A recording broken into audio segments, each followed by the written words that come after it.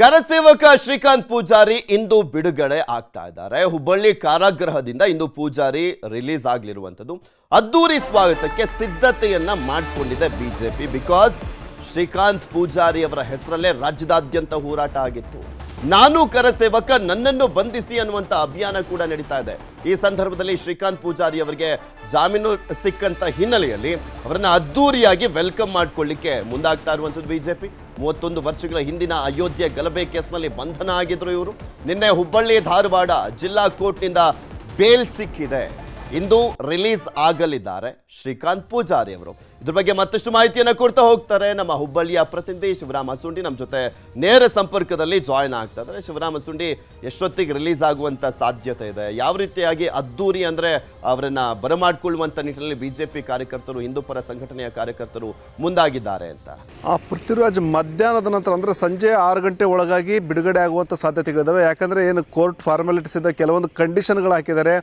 ಏನು ಜಾಮೀನು ಕೊಡೋದಿರ್ಬೋದು ಮತ್ತು ಬಾಂಡ್ ಕೊಡೋದಿರ್ಬೋದು, ಇವೆಲ್ಲವೂ ಕಂಡೀಷನ್ ಫುಲ್ಫಿಲ್ ಆದ ನಂತರ ಕೋರ್ಟ್ ಆದೇಶ ಕೊಡುತ್ತೆ, ಬಿಡುಗಡೆ ಆದೇಶ ಕೊಡುತ್ತೆ. ಅದನ್ನು ಕೊಟ್ಟು ಏನು ಉಪಕಾರಾಗೃಹಕ್ಕೆ ಕೊಟ್ಟ ನಂತರ ಶ್ರೀಕಾಂತ್ಗೆ ಬಿಡುಗಡೆ ಭಾಗ್ಯ ಸಿಗುತ್ತೆ.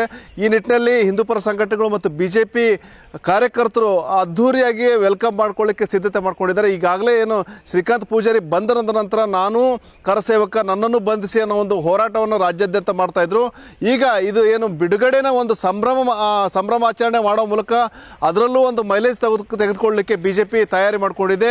ಮೊದಲು ಅವ್ರನ್ನೇನಾದ್ರೂ ಜೈಲಲ್ಲಿ ಸ್ವಾಗತ ಮಾಡಿಕೊಂಡು ಒಂದು ದೇವಸ್ಥಾನಕ್ಕೆ ಕರ್ಕೊಂಡೋಗಿ ಅಲ್ಲಿಂದ ಚನ್ನಪೇಟೆ ಕರ್ಕೊಂಡೋಗಿ ಚನ್ನಪೇಟೆಯಲ್ಲಿ 100 ಜನರ ನೇತೃತ್ವದಲ್ಲಿ ಒಂದು ಮೆರವಣಿಗೆ ಮೂಲಕ ಮನೆಗೆ ಕರ್ಕೊಂಡು ಹೋಗುವಂತ ಪ್ಲಾನ್ ಮಾಡಲಾಗಿದೆ. ಆ ನಿಟ್ಟಿನಲ್ಲಿ ಸಿದ್ಧತೆಗಳನ್ನು ಮಾಡಿಕೊಳ್ಳಲಾಗಿದೆ. ಒಟ್ಟಾರೆ ಏನು ಶ್ರೀಕಾಂತ್ ಪೂಜಾರಿ ಬಿಡುಗಡೆನ ಒಂದು ದೊಡ್ಡ ಪ್ರಮಾಣದಲ್ಲಿ ಅದ್ದೂರಿಯಾಗಿ ಸೆಲೆಬ್ರೇಟ್ ಮಾಡ್ಕೊಳ್ಳಿಕ್ಕೆ ಎಲ್ಲ ರೀತಿಯ ತಯಾರಿ ಮಾಡ್ಕೊಂಡಿದ್ದಾರೆ ಪೃಥ್ವಿರಾಜ್.